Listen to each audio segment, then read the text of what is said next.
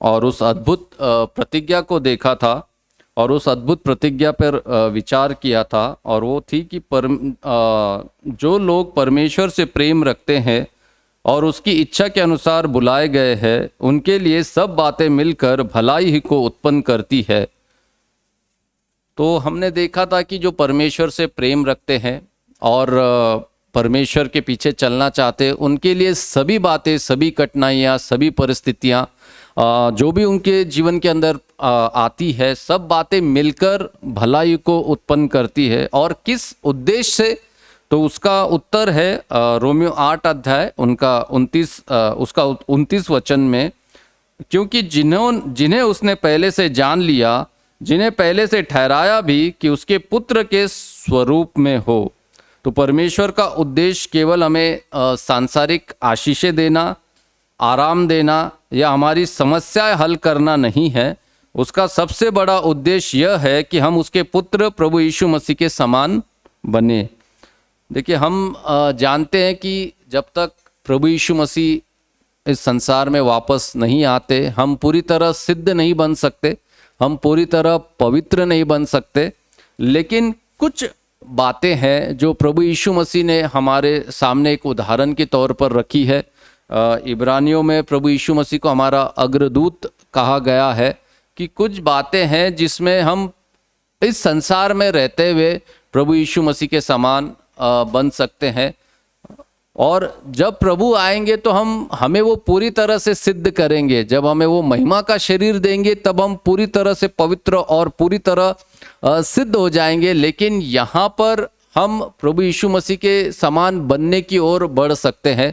दूसरे शब्दों में, हम सिद्धता की ओर बढ़ सकते हैं। हम सिद्ध नहीं हैं, लेकिन हम सिद्धता की ओर बढ़ सकते हैं। तो जो मैं जब इस पर मनन कर रहा था, तो मैं ये सोच रहा था कि कहाँ पर मैं प्रभु यीशु मसीह के समान बन सकता हूँ।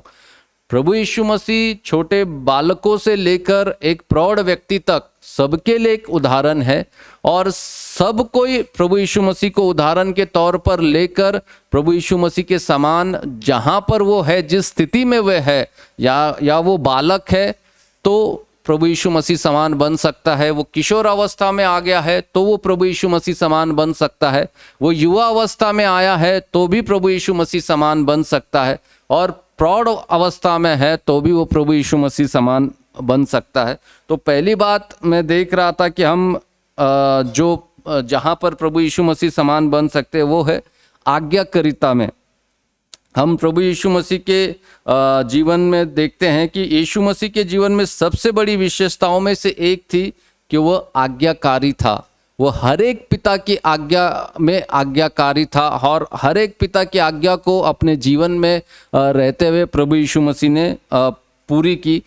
देखिए, जब वो बालक अवस्था में था तो हम लूका 2 अध्याय उसका 51 वचन में पढ़ते हैं, और वो उनके साथ नासरत को गया और उनके वश में रहा। अब ये सबको पता है, इस विषय में हम सुसमाचारों में पढ़ सकते हैं कि जब प्रभु यीशु मसीह यरूशलेम को अपने माता पिता के साथ में गए थे, तो वहाँ पर उनके माता पिता 3 दिन का प्रवास करके आगे चले जाते हैं, और उनको लगता है कि प्रभु यीशु मसीह उनके रिश्तेदारों के साथ में होंगे।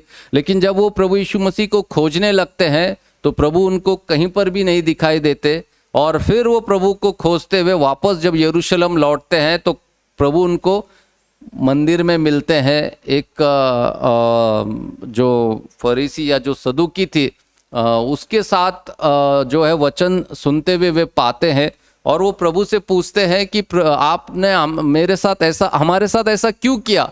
तो प्रभु कहते हैं कि क्यों तुम मुझे यहाँ वहाँ ढूंढ रहे थे, तुम्हें पता नहीं था कि मुझे मेरे पिता के घर में रहना है। और आगे वचन क्या कहता है कि वो नासरत को गए और उसके आगे वह उनके वश में रहे। देखिए, प्रभु यीशु मसीह उस समय उनकी उम्र 12 वर्ष की बताई गई है, तो प्रभु उस समय में भी अपने माता पिता के वश में रहे, यानी कि प्रभु ने पूरी आज्ञाकारिता को वहाँ पर पूरा किया। और हम देखते हैं कि मरियम और जो यूसुफ थे वो पूरी तरह सिद्ध व्यक्ति नहीं थे, वो असिद्ध व्यक्ति थे, लेकिन प्रभु यीशु मसीह फिर भी उनकी आज्ञाकारिता में रहे। तो परमेश्वर का पुत्र होते हुए भी यीशु ने अपने असिद्ध सांसारिक माता पिता की आज्ञा मानी। ये बच्चों और किशोरों के लिए कितना महान उदाहरण है। देखिए, यीशु मसीह ने कभी नहीं कहा होगा कि मैं ही क्यों करूं। जब बच्चों से माता पिता कुछ करने के लिए कहते हैं, बच्चों का पहला क्या जवाब होता है? वो छोटे भाई को बोलो ना जाके, मैं क्यों करूं सब काम, हर वक्त आप मुझे ही बोलते रहते हो, मैं क्यों करूं ये काम, वो भी तो है, वो भी तो घर में रह रहा है, उससे आप क्यों नहीं बोलते? क्या प्रभु यीशु मसीह ने ऐसा कहा होगा जब मरियम ने उनसे जाकर पानी भरकर लाने के लिए कहा होगा, घर का बिस्तर संवार कर रखने के लिए कहा होगा, खाने में आकर सब्जी काटने के लिए कहा होगा? प्रभु ने ऐसा कहा होगा कि आप छोटी बहन से जाकर कहो? नहीं, प्रभु ने तुरंत आज्ञा मानी होगी। तो हम किशोर बच्चों के लिए या बालकों के लिए कितना महान प्रभु उदाहरण वहां पर छोड़कर गए हैं आज्ञाकारिता में। तो क्या वहां पर हम प्रभु यीशु मसीह समान बन सकते हैं? उसके लिए कोई बहुत पवित्रता की जरूरत है, बहुत बड़े बड़े उपदेशों को सुनने की जरूरत है। सिंपल सी बात है, माता पिता कुछ कहते हैं, हम उनकी आज्ञा मानकर हम प्रभु यीशु मसीह के समान बन सकते हैं। देखिए, कल्पना कीजिए कि जब मरियम ने उसको मैं बता चुका हूं, और ये हमें क्या सिखाता है कि घर में आज्ञाकारिता परमेश्वर की भक्ति है। हम डिवोटेड टू क्राइस्ट की बात करते हैं ना, पर प्रभु यीशु मसीह की भक्ति करने की बात करते हैं, हम हर दिन डेली डिवोशन सुनने की बात करते हैं। तो एक तरीका क्या है प्रभु के प्रति भक्ति दिखाने की? आप अभी किशोर अवस्था में हो तो आपके लिए प्रभु ने क्या आज्ञा दी है इफिसियों 6:1 में कि हे बालकों, प्रभु में अपने माता पिता की आज्ञा मानो क्योंकि यह उचित है। तो आपके लिए क्या आज्ञा है? केवल आज्ञाकारिता के अंदर आज्ञा मानना। तो क्या आज हम तुरंत परमेश्वर की आज्ञा मानते हैं? हम बोलते हैं हमने बड़े बड़े डेली डिवोशन को सुनकर आकर प्रभु ने मुझसे ये बात की, प्रभु ने मुझसे वो बात की, लेकिन आज आप क्या सचमुच प्रभु के प्रति उस भक्ति के द्वारा आए हो? क्या तुरंत मैं अपने माता पिता की आज्ञा मानते हुए आया हूं? तभी उन सभी बातों का उपयोग है। क्योंकि देखिए, परमेश्वर के सामने हमेशा जीवन ही महत्वपूर्ण है। हमने क्या किया है बाहरी रूप से वो महत्वपूर्ण नहीं है। हमने बाइबल कितना देर पढ़ी, लेकिन उस बाइबल में लिखे वचनों को क्या हमने अपने जीवन में अपनाया? तो बच्चों के लिए क्या था कि अपने माता पिता के आज्ञाकारी बनो। तो वो एक प्रभु के प्रति भक्ति है। माता पिता का आदर करना परमेश्वर को प्रसन्न करता है। 10 आज्ञाओं में से एक आज्ञा क्या है कि अपने माता पिता का आदर कर। नहीं तो उसके लिए प्रभु ने श्राप दिया है कि जो कोई अपने माता पिता का आदर नहीं करता उसे पथराव कर कर मार डाला जाए करके पुराने नियम में ये आज्ञा थी। लेकिन नए नियम में भी प्रभु हमें क्या सिखाता है कि अपने माता पिता का आदर करो। देखो, प्रभु यीशु मसीह भी अपने माता पिता के वश में रहे। हमने लूका 2:51 में पढ़ा, यानी कि उन्होंने अपने माता पिता का हर बातों में आदर किया, कहीं पर भी उनका अनादर नहीं किया। फिर सच्ची आत्मिकता दैनिक जीवन से शुरू होती है। अगर आपको आत्मिक बनना है तो अपने हर दिन के जीवन के अंदर आप आत्मिक बन सकते हैं। छोटी छोटी बातों में प्रभु आपको मौका देता है जो आप नहीं चाहते। अभी आपका खेलने का मन है छोटे बच्चों का, लेकिन मम्मी आकर कुछ काम बोल रही है, क्या वो मौका है हमारे लिए प्रभु यीशु मसीह जैसा बनने का? हाँ, वो मौका है प्रभु यीशु मसीह बनने का। तुरंत हम उसको छोड़कर अपनी इच्छा का इनकार कर कर हम क्रूस उठाने की बात करते हैं। क्रूस उठाना क्या है? बहुत ही आसान है। मैं अपनी इच्छा का वहां इनकार कर कर मैं अपने माता पिता की आज्ञा मान रहा हूं। तो प्रभु कितना अच्छा उदाहरण है किशोरों के लिए और बालकों के लिए। फिर युवा अवस्था में जब प्रभु यीशु मसीह थे तो सेवा आरंभ करने से पहले यीशु ने एक बढ़ई के रूप में विश्वास योग्यता से कार्य किया।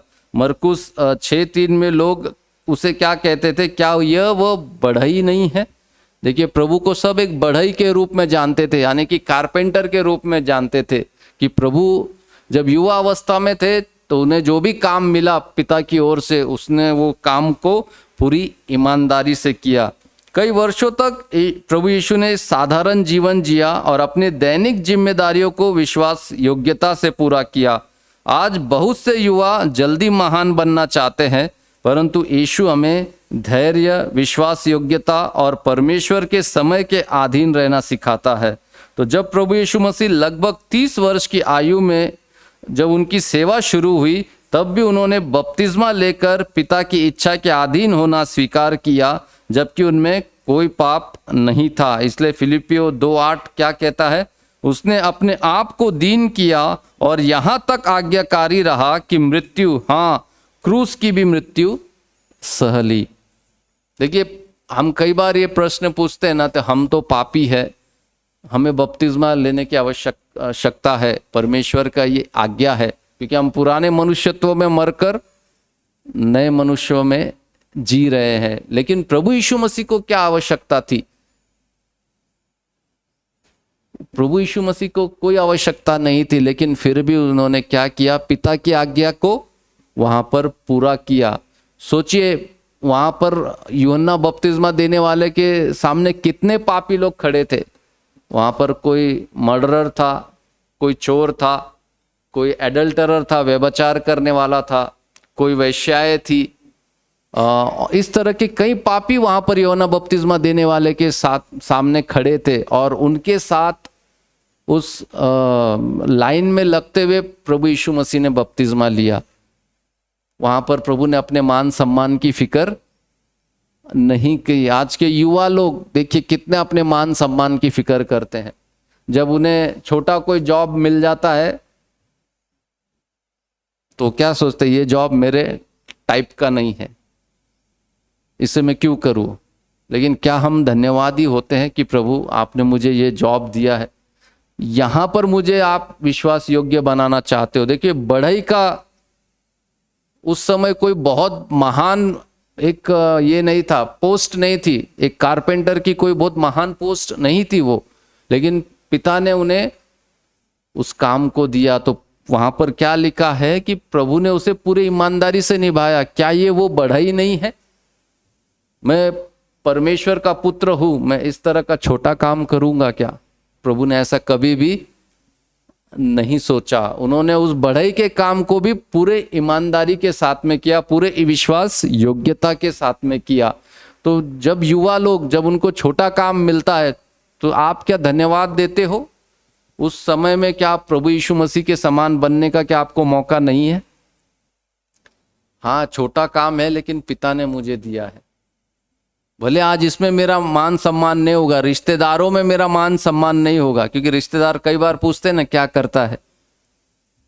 फिर हम जब कोई छोटा सा काम बताते हैं तो अरे मेरा बेटा तो ये करता है, हमें शर्मिंदगी महसूस होती है।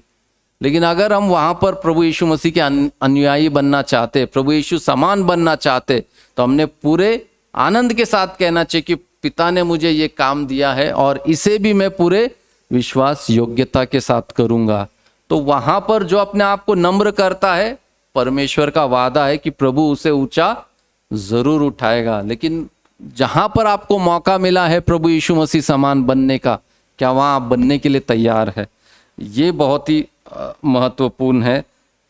फिर व्यसकों के लिए भी, जो व्यसक हो गए हैं, जो प्रौढ़ हो गए हैं, जो बड़े हो गए, उनके लिए भी प्रभु एक उदाहरण है।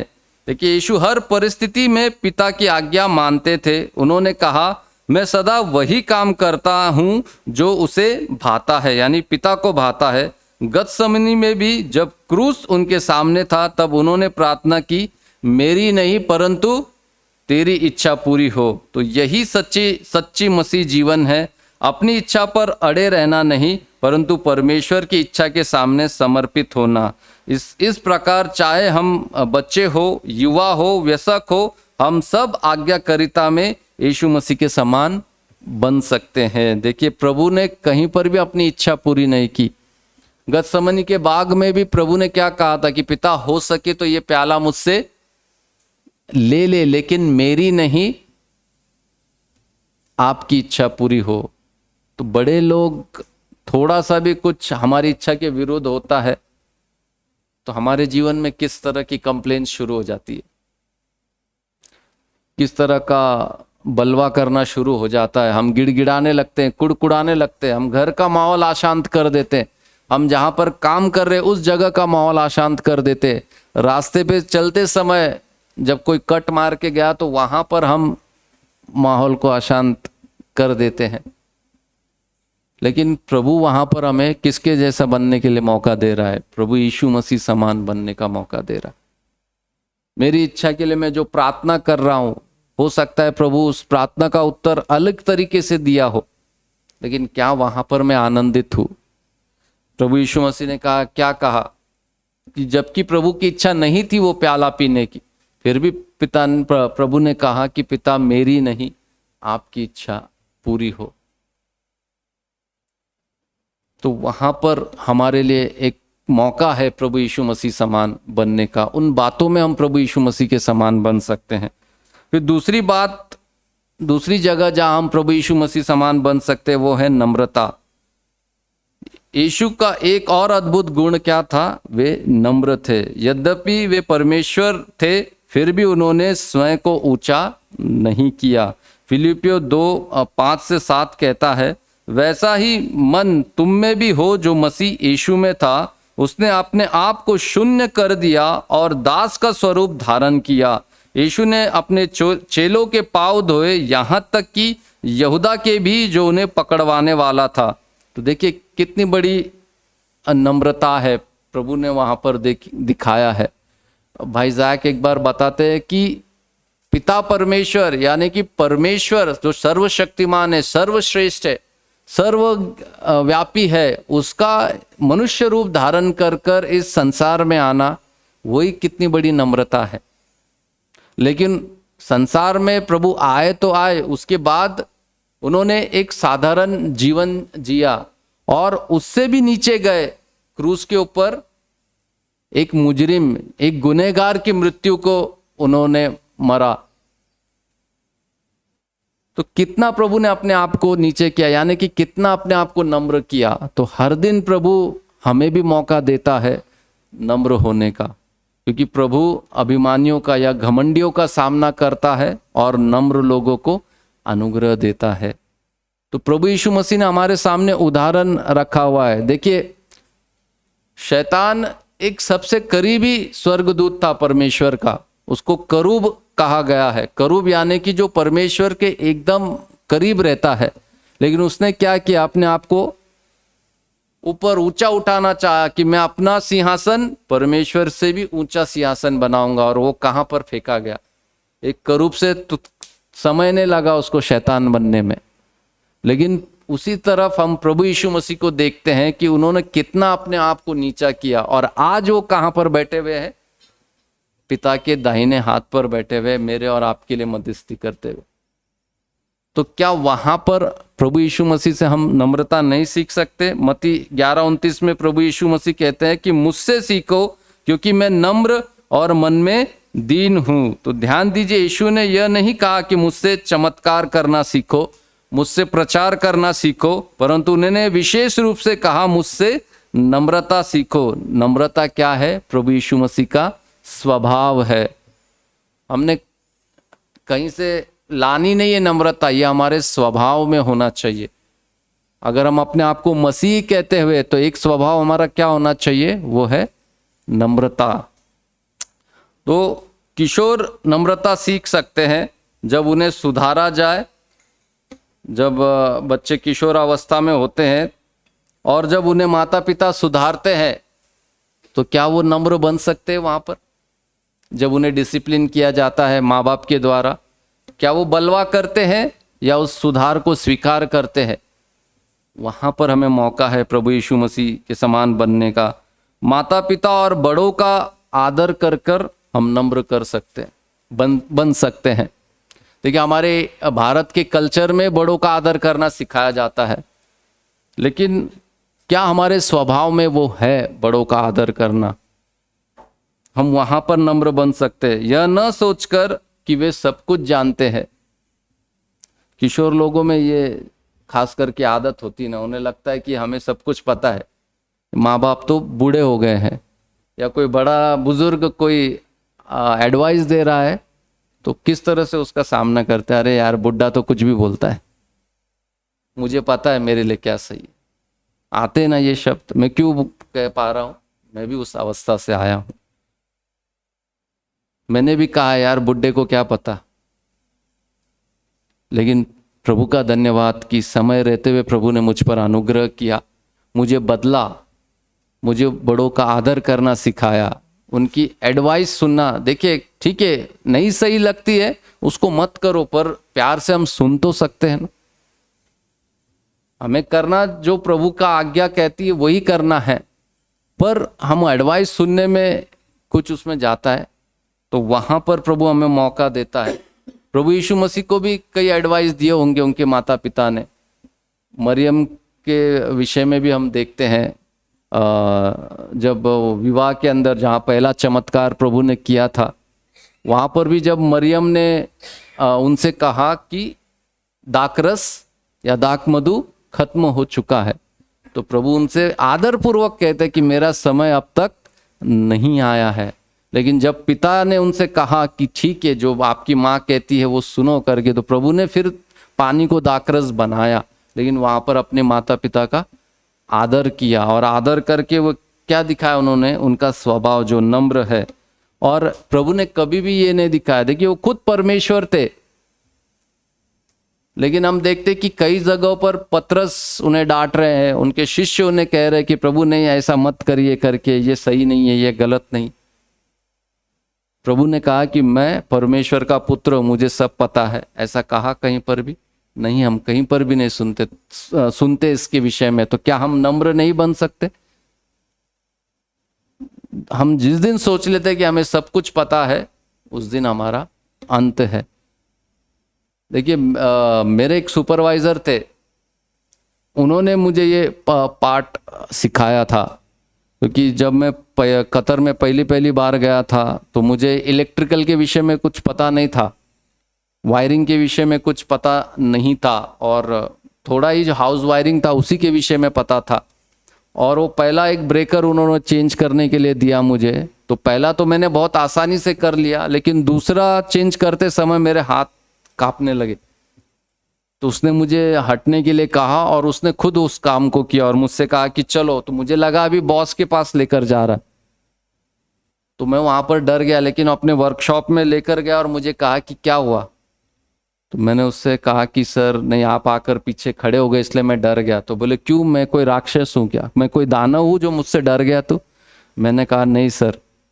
बोले देखिए जब कोई चीज नहीं मालूम है तो नहीं मालूम कहना बहुत अच्छी बात है, मालूम है कहकर उस चीज को बिगाड़ देना वो उससे भी बुरा है। लेकिन नहीं मालूम कहना आपको कुछ नुकसान नहीं पहुंचाता, उल्टा दूसरों को भी वो नुकसान से बचाता है। तो वहां पर आप छोटे नहीं हो जाते हो। नहीं मालूम करना, वो स्वीकार करना बहुत बड़ी नम्रता है। और उस दिन वहां पर मैंने सीखा कि हाँ, जो चीज भी मुझे नहीं मालूम है उस दिन से मैं कहने लगा कि हाँ मुझे नहीं मालूम है। और दूसरी बात उसने मुझसे कही थी कि जब तक आप मृत्यु की शैया पर लेटते नहीं तब तक आप सीखते रहना है। जिस दिन आपने ये सोच लिया कि मुझे सब कुछ आता है, उस दिन आप खत्म हो जाओगे, आप आगे नहीं बढ़ पाओगे। तो हमेशा हम सीखते रहते हैं। तो नहीं मालूम कहना किशोर कोई बुरी बात नहीं है। माँ बाप के सामने हम कह सकते कि मुझे नहीं मालूम, मुझे सिखाइए। वो दूसरों को भी नुकसान से बचाएगा और आपको भी नुकसान से बचाएगा। सबसे बड़ा नुकसान घमंड से बचाएगा, क्योंकि घमंडियों का प्रभु सामना करता है। देखिए युवाओं के लिए नम्रता, बहुत से युवा पहचान पद और प्रशंसा चाहते हैं, परंतु यीशु हमें सेवक जैसा जीवन सिखाते हैं। अपनी सार्वजनिक सेवा शुरू होने से पहले यीशु ने वर्षों तक शांतिपूर्वक कार्य किया। नम्रता का अर्थ है बिना पहचान चाहे सेवा करना, मनुष्य से सम्मान न ढूंढना, सारी महिमा परमेश्वर को देना। पहला पत्रस 5:5 कहता है, परमेश्वर अभिमानियों का सामना करता है परंतु दीनों पर अनुग्रह करता है। तो इस तरह से जो युवा लोग हैं वो भी नम्र बन सकते हैं।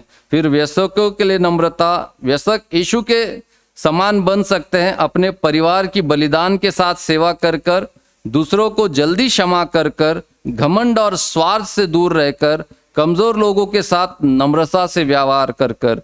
यीशु ने कभी अपने अधिकार का उपयोग लोगों पर दबाव डालने के लिए नहीं किया, उन्होंने उनकी सेवा की। उन्होंने कहा, मनुष्य का पुत्र इसलिए नहीं आया कि उसकी सेवा की जाए, परंतु इसलिए आया कि सेवा करे। ये हम मरकुस 10 अध्याय उसका 45 वचन में पढ़ सकते हैं। फिर तीसरी जगह, हम प्रेम में हम यीशु के समान बन सकते हैं। यीशु लोगों से गहरा प्रेम करते थे। उन्होंने प्रेम किया बच्चों से, पापियों से, कमजोर लोगों से, गरीबों से, यहाँ तक कि अपने शत्रुओं से भी प्रेम किया। क्रूस पर भी उन्होंने प्रार्थना की कि हे पिता, इन्हें क्षमा कर। लूका 23-34 में हम ये पढ़ सकते हैं।